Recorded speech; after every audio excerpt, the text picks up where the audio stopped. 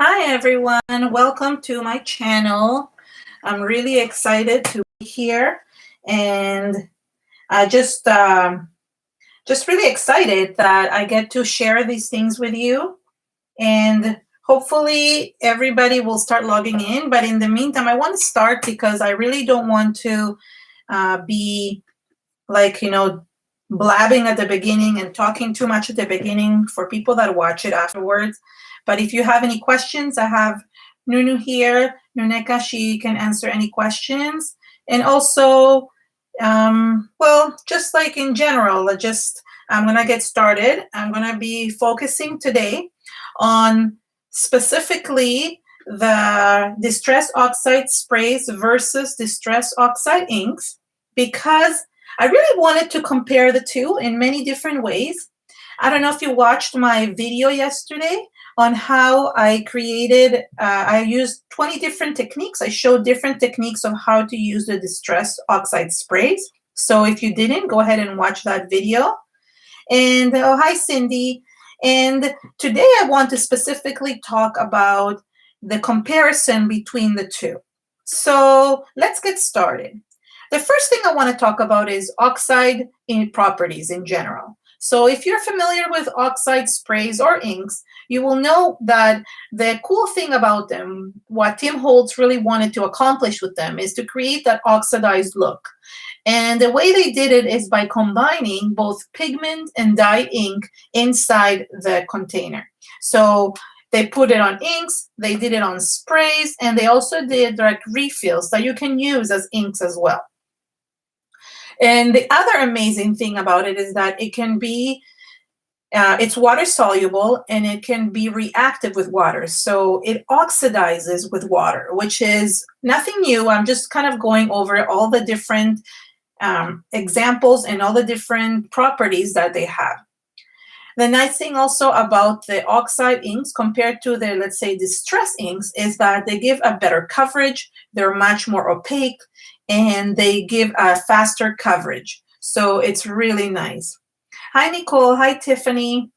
So I will say a lot of hellos to everyone. So for those of you who are watching afterwards, please know that I do these live. So there's a lot of hellos, and I'll try to answer questions, and I'll definitely repeat the questions, because sometimes people's questions are really, really good, and they end up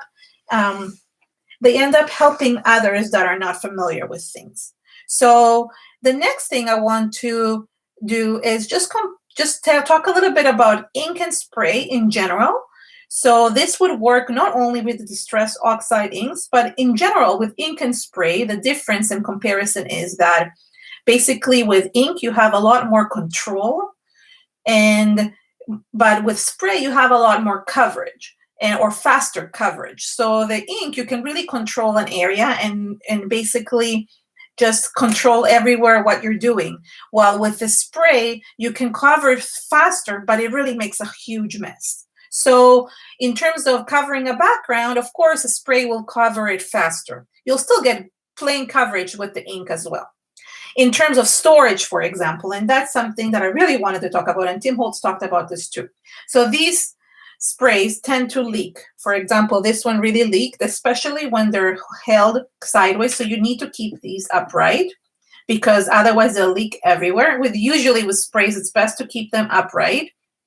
And you can keep them both in a box or on some rack or whatever else. But the nice thing about these is that you can stack them. So it's really nice because you can stack these and put them in a box, while these cannot be stacked, obviously. And the other cool thing, and I saw Tim Holtz do that, and I haven't done that yet, and that these blending tools, they actually can fit, they can be glued here in the back if you put like a little bit of Velcro, or you can do it in the mini ones as well. So I thought that was neat. So the storage is much easier for the inks compared to the sprays. Now, the only difference, one more thing that is different between the sprays and the inks, is the inks can cross-contaminate much easier. So they tend to get dirtier. For example, I'll show you, I made a mistake. I put, for example, one into the other, and you can see here that there is like dirty red or brown or something in this, so you can cross-contaminate much easier, because I forget sometimes. Well, with the sprays might be much harder to do. So there's advantages and disadvantages to everything. Now I'm going to be working on these tags. I did work on tags last time as well. These are Joggles disc-bound journal tags, and they're 140 watercolor paper, 140-pound watercolor paper from Strathmore. And I really like working on these. I don't want a huge surface, just because I just want to make sure that I can, don't want a huge surface that I can't cover things by.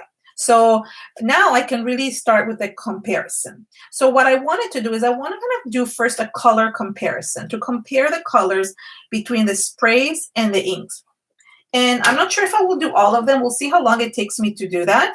But I'm just going to compare first, for example, and one of the colors. So let's start with, for example, Vintage Photo, which is a color that I use a lot. And I just want to compare how it will look on the different ones. So, oh, and hi, Heidi and Aransazu. And I will start spraying. For example, so here I'm going to spray. You see how I mean, like you get a better coverage. And here I'm going to ink. Now, let's see if it works. Oops, hold on, it's stuck. So it's much harder to get the coverage this way. But what I'm going to do is I'm going to both add it like this, and this is a very textured paper because it's watercolor. But I will also do it with a blending tool. Now, you can see that you get a much darker coverage with the actual, you get a much darker cover with the sprays as you get with the inks. Now, another thing with it is you can refill these inks and you can ink them again with the actual re-inkers. So it could be that mine is older and it's more dry, so I get less coverage that way as well. So another disadvantage of the inks is that they dry quicker, so you need to refill them and redo them again. Well, these ones, obviously they will run out as well once you finish spraying, but they last a lot longer and you can use them for a lot longer. In terms of cleanup, they're both about the same. Obviously this one makes a lot more of a mess, but it's easy. So here we go, the comparison. Obviously I have to dry this in order for it to see the full amount. So I'm going to put these aside and I'm going to compare them in a second. I'm going to pick a couple of other colors to compare. So I'm going to compare these two. And what I'm going to do is I'm going to compare a couple of other colors. You really need to have wipes handy, just because I can't work on a dirty surface. They will cross-contaminate, of course. And that's okay if you want that look. But right now, I just want to show you color comparison. So let's start again. And let's try the smooth side this time. So I'm going to grab the smooth side of these ones. And let's see something like, this is called peeled paint. So I am going to spray the peeled paint here.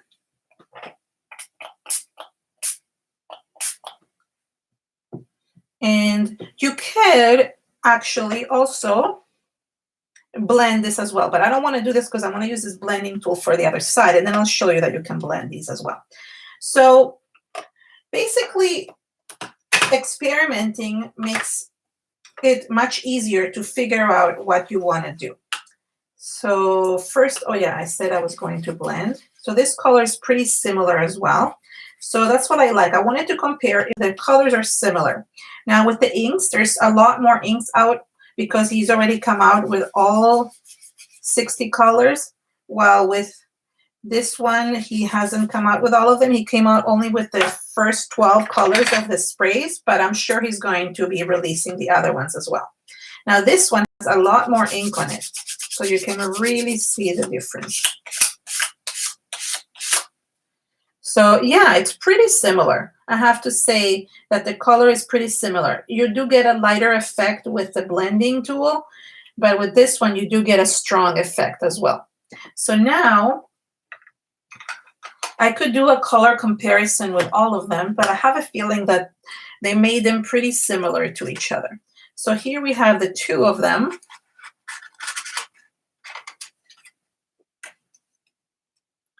And you can really see that they're quite similar, especially when you swipe them directly.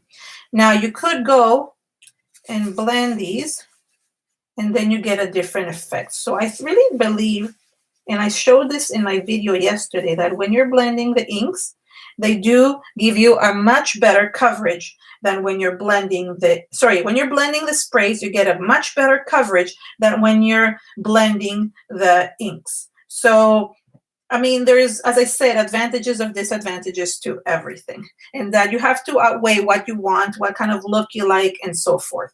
Here, I'm going to blend these as well. And these are very, very wet. You can see that they're very wet. So I'm going to keep this aside because I want to show you some other comparison later with some other tools. So there we go. So I'm going to keep these two just to show you. And you look, the color is pretty similar, so we're good. So it's somebody's asking about can you use the oxide spray to re-ink the ink pad? So I don't know the answer to that. That would be a good question to ask a Ranger Ink, but I would say that no, because it's better to have a re-inker. First of all, you're paying a lot of money for the oxide sprays. So to actually use them to re-ink would be silly because the re-inker is much more concentrated. So you could use less of the re-inker and put it in the inks. Now, however, you could use, I think, I am guessing, but I don't know. Obviously, I don't know. And this is another question that we could ask Tim Holtz, is that you could actually maybe use the re-inkers to ink your sprays. So let's say you're running out of spray. You can make, with the re-inkers, a lot of people have made their own sprays. So I wonder if you could put re-inker in here and put water. So if that makes sense, I think the re-inker is better for the inks, but I think you could also use it in the sprays. Now, I wouldn't put the sprays in the inks, only because, truthfully, you can just use them like I did here and just use them as inks. So you don't need to do that. You could, for example, spray on your mat and just use them as inks. So there's no need to do that. And the other thing is because it will waste your spray, and they're not cheap. I think the re-inkers are much cheaper, if that makes sense. Now, I'm going to put these aside. And okay, somebody's saying that Tim Holtz explained that you can't use sprays to re-ink the pad, as sprays are a combination of dye and pigment, and on the pad you have one or another. Okay, so there we go. So there's the answer for you. And you can check these comments after. If you can see the live chat, you can check all the answers. All right, so now let's do another comparison. And this time I'm going to compare the blending between the blending between sprays and between inks. Now, I've already done some of this already, as you've seen in this one, but I really want to compare the two. So let's take the same colors again. So, the same type of color. So I'm taking the picked raspberry, and I'm going to do a difference between them. So, for example, I already showed that spraying gives it a much better coverage. So when you do spray, right, you get that coverage. When you do swipe, you don't get such a good coverage. You get a really soft coverage. I'm guessing if you continue going, I will eventually cover it all, and that works. But you do get a more of distressed look. Here you get more of a splatter look with it. Then you can also see the difference between the spray and how I did it before, where I blended. So, I'm repeating myself because I actually did this comparison, which I have here on my notes. I did it before with, I did already this blending idea. So I know I already did it before, but I'm just showing you because it was part of my notes that I was going to do. Somebody's asking if does it really matter if you use blending foam or the blending brush? No, it's just a different look. It's a different preference. I know that the brush gives you a much lighter effect, while the foams give you a much solid effect. And you can use the foams, and this is what I'm going to show you here when I'm blending the inks. So the inks are really easy to use this way as well. Now, I think if I'm not mistaken, you can use the foam brushes as well you can use the regular brushes that Tim Holtz has on these as well and blend. So look at the coverage. So the difference in coverage is really astounding. Like you get a much solid coverage on the one with the spray. It is like really cool. I think it's because it's more concentrated. The pigment is more concentrated, so you get a much neater look and a much better look. So the application is great. Now I want to show you, let's compare when we're splattering things.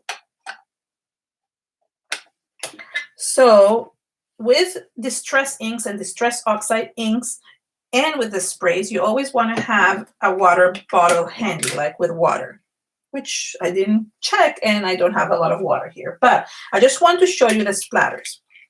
So the nice thing about it is creating splatters in the background, and I want to show you that it works. The comparison is the same.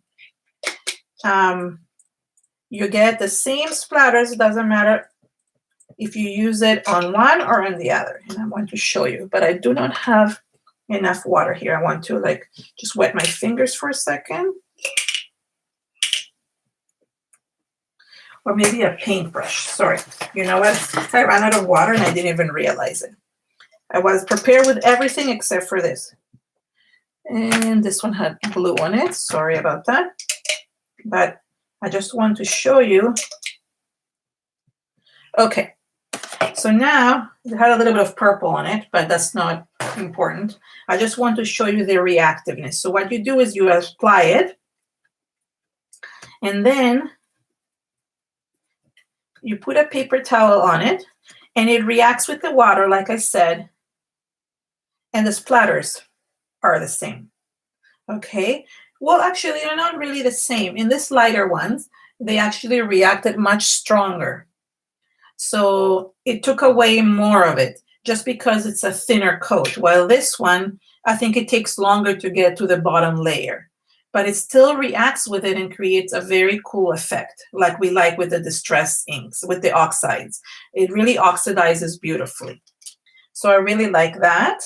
So that's the comparison with the water. The other one is the difference in what I talked about before is that you can create spray, or not spray, but you can create a liquid version of the spray with the ink. So for example, you could go ahead, do this, and then, 1 minute, add water to it, and it creates that same wet effect that you could, if you wanted, blend onto something. So for example, what happened to my other blending tool? 1 minute. Oh, there it is. So for example, let's compare the two in terms of this. So if I sprayed it or if I added this. So even no, let's not even spray it. Let's just basically press it inside. So when I press it inside, you get a much lighter look. And obviously that's because I added a lot of water. Now you can do the same thing. So obviously if I'm spraying this, I'll get a very thick effect. But let's see what happens if I actually spray it on my mat. Okay. And then I add a little bit of water. So I'm going to get a light effect as well. So depending on how much water you get, you're going to get a different effect. The more water you add, the lighter the effect. But even with this, I think I added a lot more ink here than I added over here. What they do is that they oxidize with the water, right? So you're going to get that oxidized effect no matter what you do. So for example, if I wanted this to be darker, I would need to add a lot more ink. So let me get that paintbrush. And it becomes darker. You can almost see that the colors are the same. So this is a good way to compare it. I'm going to put it here. And you can see that it's starting to become darker. Still liquid, very similar. So you're comparing the same thing. So I really, really love this technique. And what I love about it is like when we are adding it to on top of other colors. So I'm going to let this dry, and I want to show you what I mean by that. So I'm going to take these back, which are already basically dry, and I'm going to put them onto this. So let's compare the two when we're doing them separately. When we're adding two colors. So the nice thing about the oxide sprays and inks is that you can layer them on top of each other and you will still see the layer underneath. So it still goes with the same thing that I said before, that the sprays give you a much darker or much more solid cover. I mean, there's nothing you can do about it, but you can still get a good coverage in either way. So it doesn't really matter how you play with them. They both have different properties and they're really fun to use. Now, I always say that if you want to add more layers, you have to dry in between, and that's really important to do. So I'm going to let these dry, and I'm just going to play with these ones. So for example, I want to play with this one and just add some purple to it. And with this one as well. So let's see the difference. Now, this one was much darker. Oh, I apologize. I have some kind of delivery, of course, exactly in the middle of my show. And now my dog is barking. So I apologize for that. I hope he stops barking very soon because I can't go to the door. I hope I didn't miss some kind of crafty delivery with this. But you can see that with the darker color, the purple, sorry about that.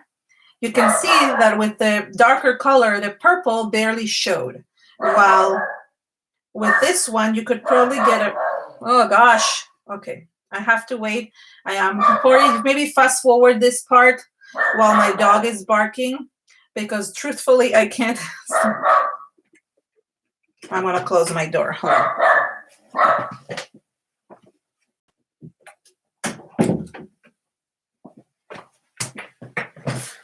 Okay, so I'm so sorry about that. I closed my door. My dog doesn't understand that he shouldn't bark, but whatever. There's probably somebody still at the door. That's why. So you can see that it will still oxidize with the different colors, but it will not show when it's darker colors. Okay, so that's the only thing. Like if you're going to play with the sprays that, yes, gave you an amazing solid look, but when you're using the darker colors, it's probably better to go with the inks. So that's another thing that you can consider when you're using them. Okay, let me clean this up because truthfully, I can't work with such a dirty mat. And I'm working on the Tim Holtz glass mat, but I did move this to the center because I really wanted to use it. I hate when things are to the side, so I wanted to use it in the center. Okay, the other thing I wanted to compare, and this was fun to do, I forgot to show you, is that I wanted to compare splatters in terms of like when I'm splattering with an actual paintbrush. So that I didn't do yet, and I want to show you how I'm doing that. So let's pick these two, the blue, and I'm going to make obviously liquids out of them. If I made the two liquid, then I can create splatters, but they do need water with them. So I need to, I'm not even sure if it's dark enough. I might have to add more, but okay. So let's start with this one. And I love splattering.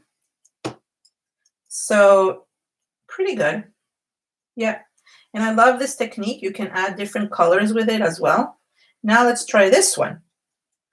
Again, the same thing. This one, even though I added the same amount of splatters, it's very hard to know how much I added of each thing. So this is giving me a much better coverage. This is much lighter. So it really depends. And also you can play with the amount of water that you put on it. So that makes a difference as well. So it's nice to see. I'm going to just move these aside because I'll use them for something else. And I'm going to bring these green ones back for a second because I want to splatter it on them as well. So I want to show you. Let's compare the splatters on this as well.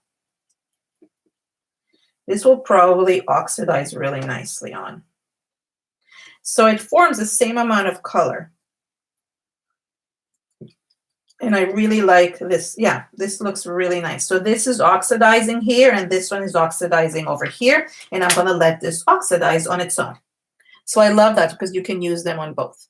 Okay, now for the next one, and I don't want to waste the blue. So what I'm going to do is I love smushing things into it. So once this is dry, you can add like really nice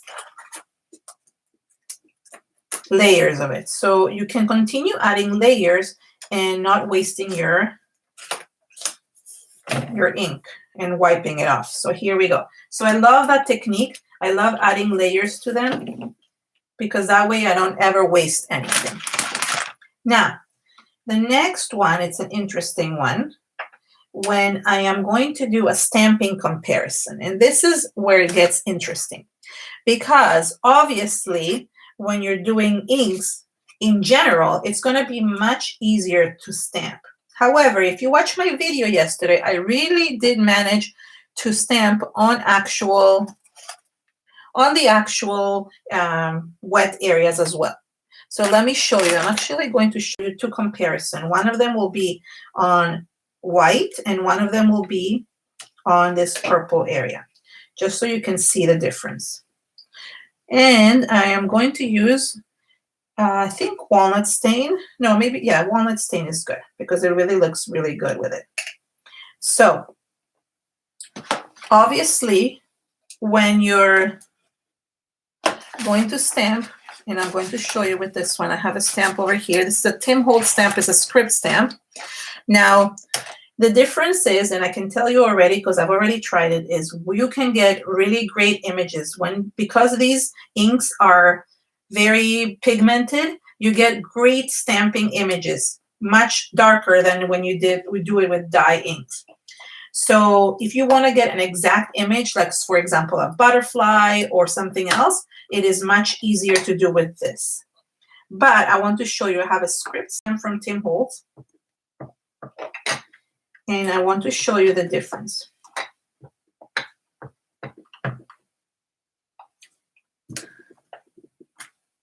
Okay, so I mean, this one was very light, but you can add more ink, and I will try doing it this way. I think I'll get more ink on it. And I'm going to stamp on this one as well. Okay, so there, you got a much darker impression. So you get that perfect image, great, amazing. Okay, this is perfect. Now, I like, for example, to get a distressed image from things. So let me show you how I did it. Now, originally, yesterday, when I tried to do that video, I actually sprayed it on this, but that's not a good way. I really found a better way to do this, and that is to spray on my mat. Okay, and then run my ink inside of it. Just turn it around. And then I'll show you how the ink turns out. You get that distress look. Now, the second print is usually better just because sorry, let me move this. Because the ghost image has less ink on it. So you get less ink. The more you go, it still has some more. I'm going to go on this one. And look how cool it looks. So you don't get a perfect image. So for example, something like a butterfly wouldn't work here, but you could really easily use it with the inks.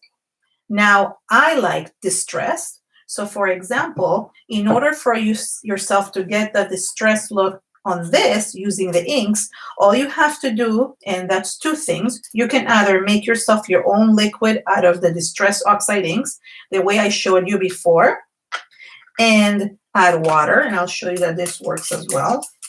So you could, let me wipe, you could dip this inside and then stamp. Oops, that one was too wet. Let me just redo this. Okay, now I just got splatters. So if it's too wet, it's not good. So I suggest, let me redo this again. I suggest just doing one splatter. So you're going to get a much lighter look of it. So here I got a very dark look, and here I'm going to get a much lighter one. Let me splatter the water again, but only one splatter. So that works better. Let's try again. So there we go. So you get that splattered distress look.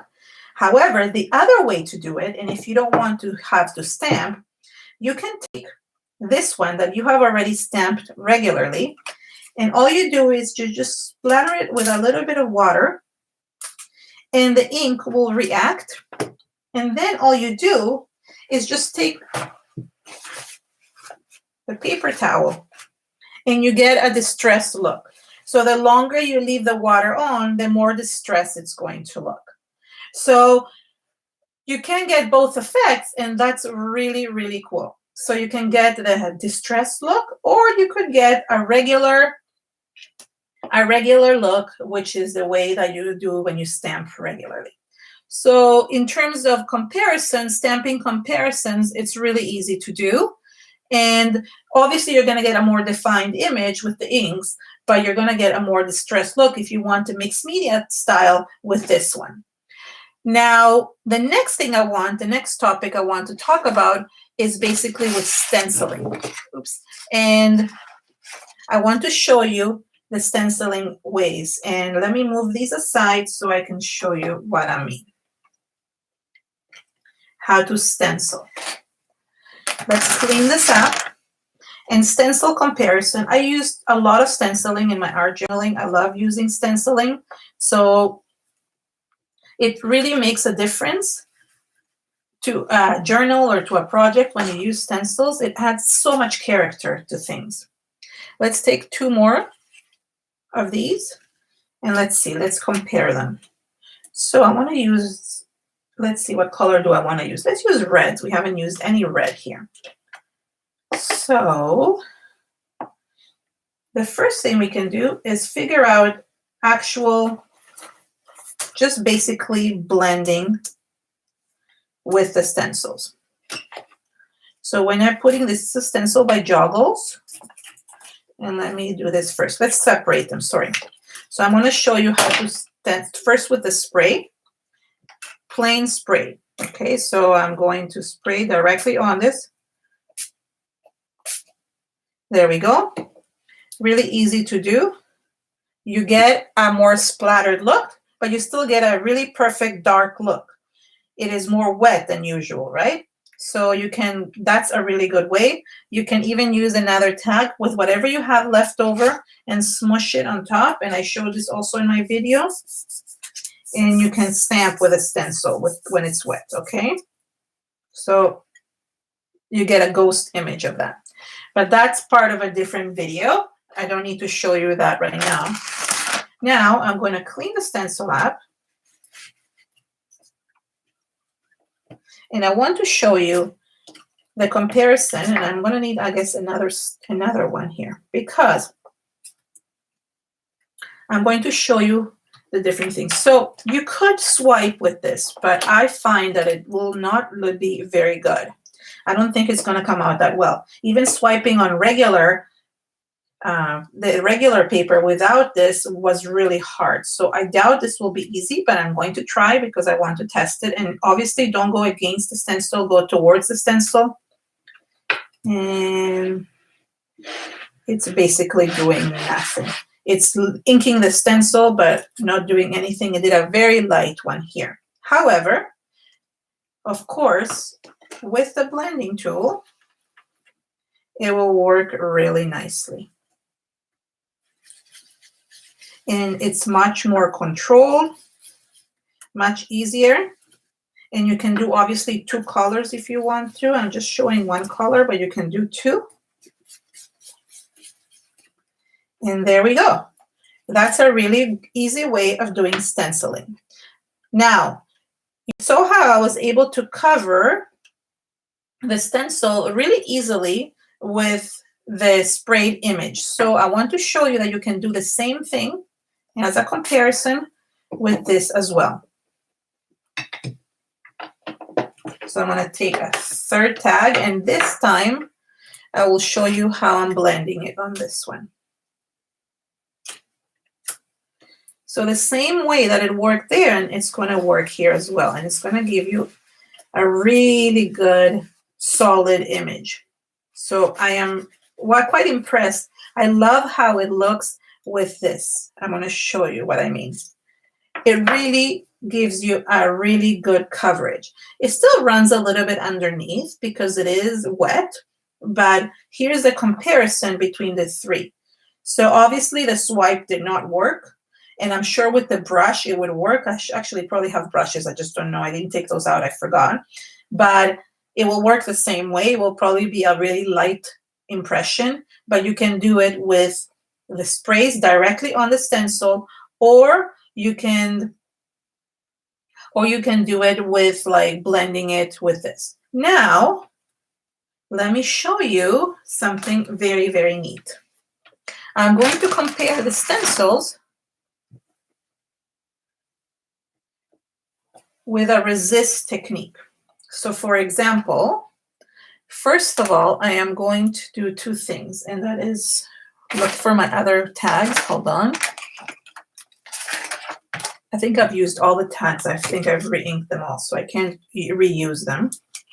But this is a very cool technique, and let's show you what I mean. And let's compare them that way. So let's use orange. Oh, another thing with this is that you need to really shake everything really well. So let me put this one aside for a second while I blend this one. So I'm going to use the blending tool to blend the orange. And then I'm going to show you a very cool water resist technique. And let's compare how it works with both of them. So I've used these techniques a lot, and it's really easy to do. Okay, so now I have these 2. I'm going to spray 1 more, and that is because I want to show you 2 techniques, and it takes a while for them to dry.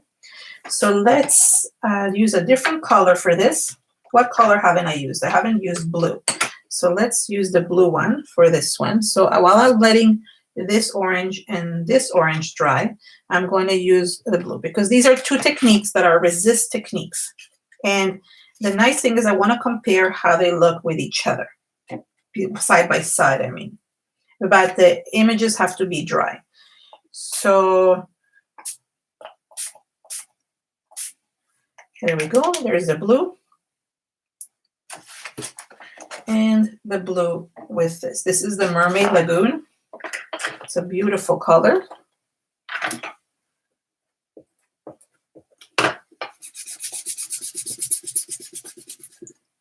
And obviously another thing with blending is that when you're blending the inks, they do leave more marks than when you're blending the actual sprays.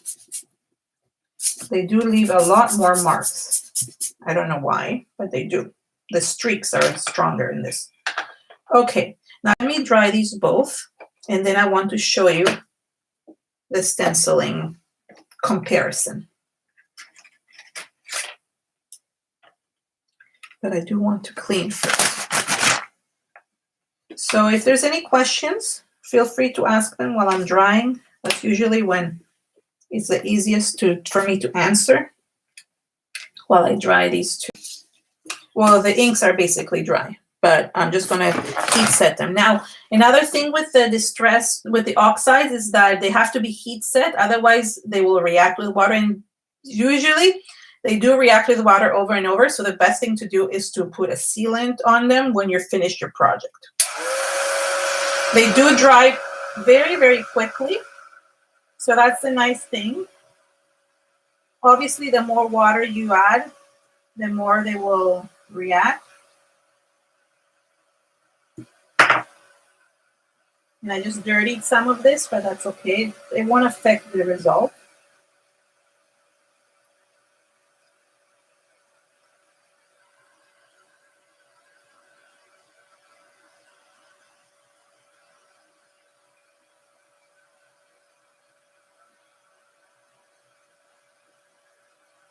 Yes, somebody's asking if you need to shake the inks first before spraying. Yes, you definitely need to shake them.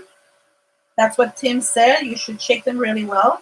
Not because they're not made out of mica like the other sprays, but you do want to shake that ink so it's even, because otherwise what will happen is that when you spray, you might get only the pigment or the dye. So what happens is that with they have different, with all liquids in all different materials, they have different weights. So when if you're blending it, you're going to get that mixture of both the dye and the pigment. So yes, please shake them before you use them. So now let me show you what I meant by resist technique. Let's start first with the orange one. And with this one, I'm going to use another stencil. I'm going to do it like this. So what you do is I'm going to add and spray them at the same time. All I'm doing is I'm going to spray water on top, and that's going to obviously react with the ink and remove it. So I'm going to spray, and then I'm going to use the paper towel. Just let it please react first, and then I'm going to use the paper towel and just dab out the excess.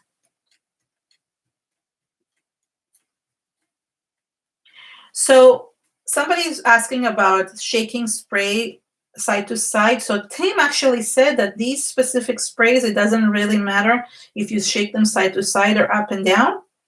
He actually, the only reason that you should do side to side is not so much because it will get clogged, but because what will happen is that it will leak.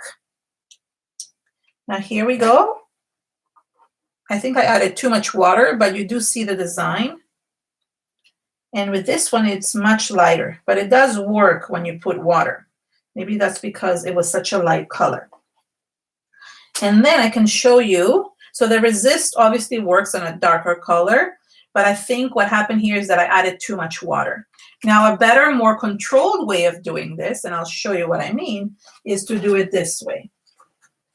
Let me get another stencil. What did I do with the stencil? Oh, yeah.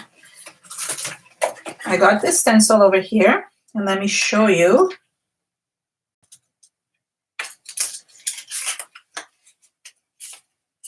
Hold on 1 minute. Okay. So I like using baby wipes to create that same resist effect. And let's see how it looks. So you have to be very careful. Obviously, these stencils lift up. So I'm just going around.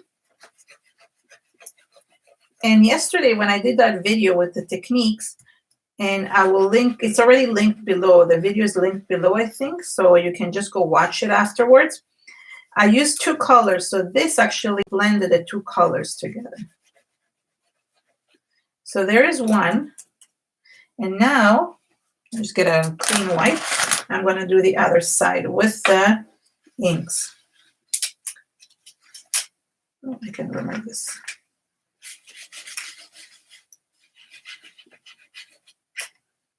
So you see, so this technique actually worked better with the inks, and you got a much better image.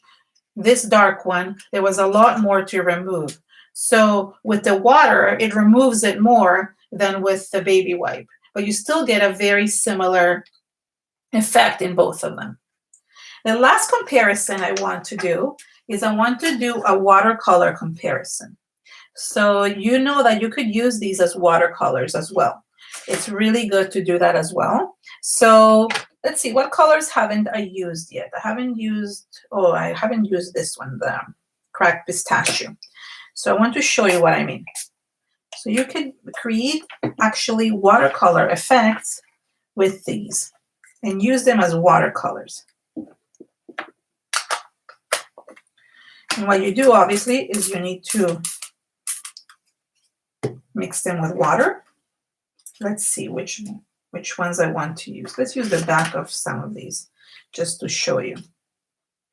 So all you need to do is just grab a paintbrush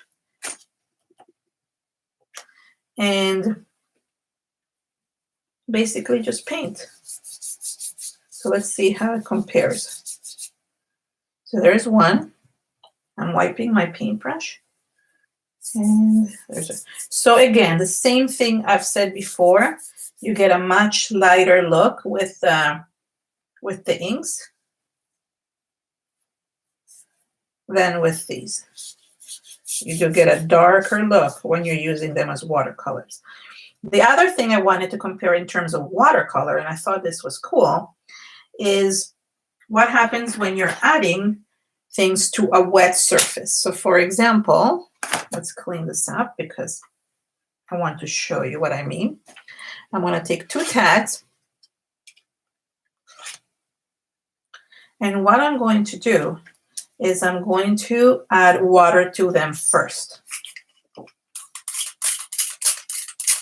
I'm going to wet them. Okay. So now I like combining things. So we're going to, this is the only be the one that we're going to combine. It runs nicely. Let's combine just one more color with this.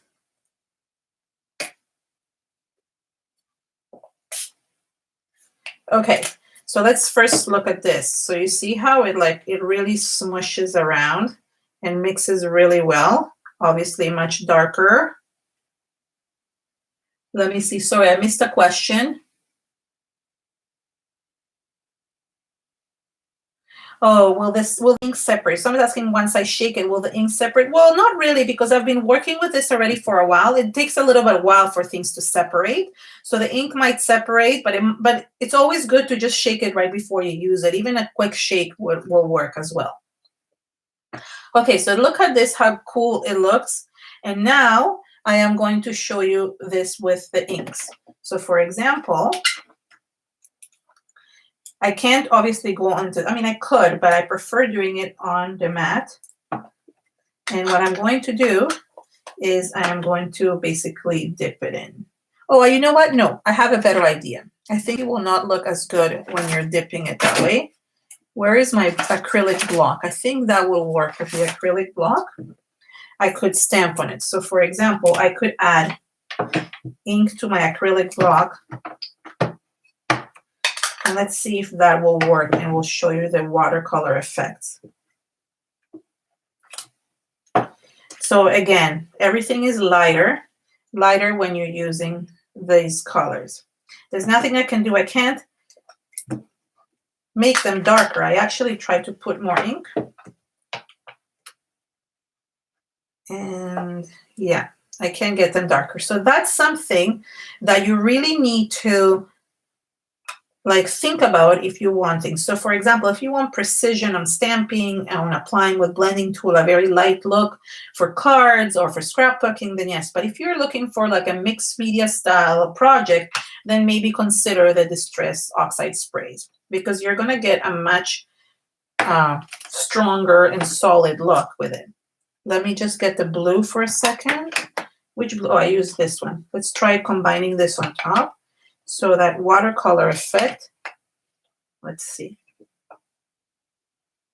Well, there you go. And now it does, because I added much more. So it also depends on how much ink I have on things. So no, look, I managed to get it much as dark as the other one, which is really cool.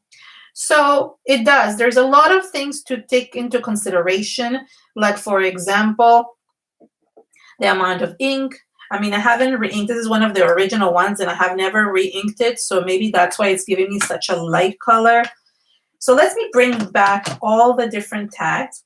what I want to show you with these tags is that these are disc bound. So I have these discs that go with them, and you can actually make them into a little journal. So what I'm going to do is I'm going to come back with some of these, and I want to ink both sides, and what I'm going to do is that I'm going to create a little journal with them. So for example, you can connect these.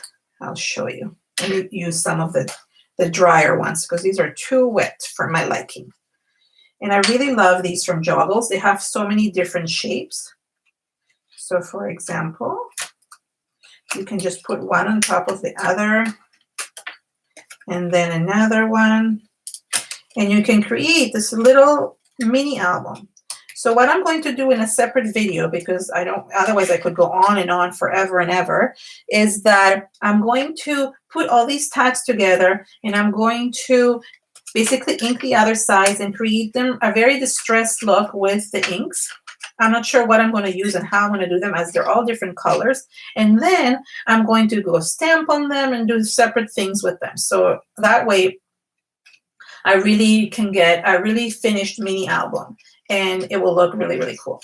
And I like this. These tags still have like the hole, so I can add like fiber to this. I can tie it up if I want to afterwards and then open it up. So there's a lot of different techniques that I can do with that. So I hope you enjoyed my comparison between Distress Oxide inks and Distress Oxide sprays from Tim Holtz. And if you're debating whether or not to get them, I mean, it's up to you. I've linked all the links below in the description area, so you have the opportunity to do that. As I said, you can create sprays with the inks, and you can create inks with the sprays. So it kind of works both ways, and that's what I like about that.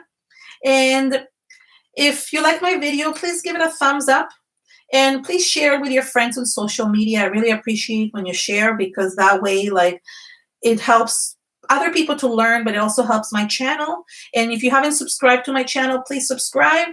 And thank you so much for watching. Have an amazing day. Bye.